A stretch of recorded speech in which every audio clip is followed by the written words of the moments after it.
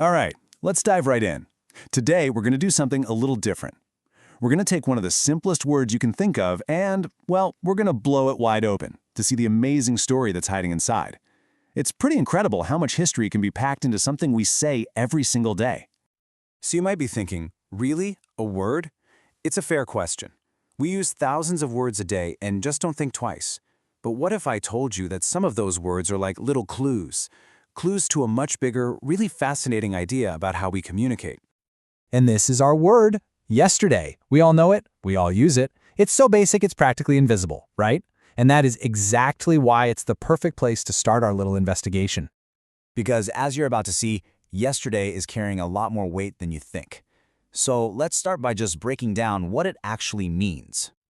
Okay, at first glance, the definition is pretty straightforward. You've got the literal meaning, the day before today. You know, yesterday I went to the store. Easy. But it also has this bigger, more general meaning, like when we talk about the stars of yesterday. So right off the bat, it's doing double duty. It's both specific and symbolic.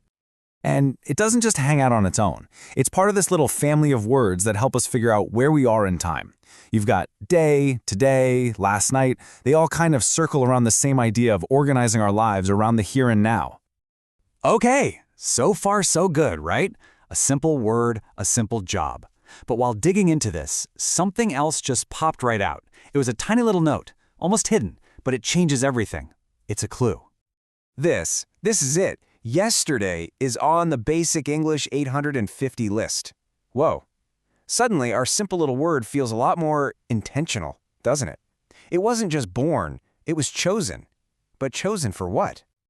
And that is the question that unlocks this whole story. What in the world is this list? And why is a word like yesterday so important that it had to be on it? The answer takes us from looking at just one word to seeing an entire system. A whole philosophy, really, built around the idea of being simple. And at the heart of it all is one very specific number. And here it is, 850.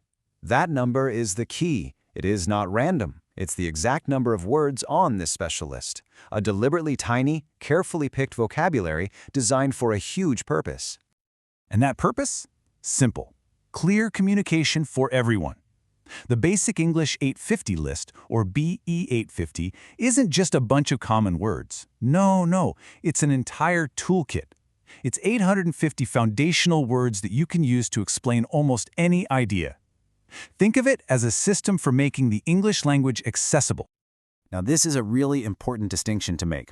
We already know yesterday is one of the 1,000 most common words. Okay, sure, that makes sense. But being on the BE 850 list means so much more. It's not just common, it's considered core. It's a fundamental building block. There's a huge difference between a word we use a lot and a word we absolutely need to express ourselves clearly. So we started with just one word, and we've uncovered this entire system designed for communication. But what's the big takeaway here? Why does any of this matter?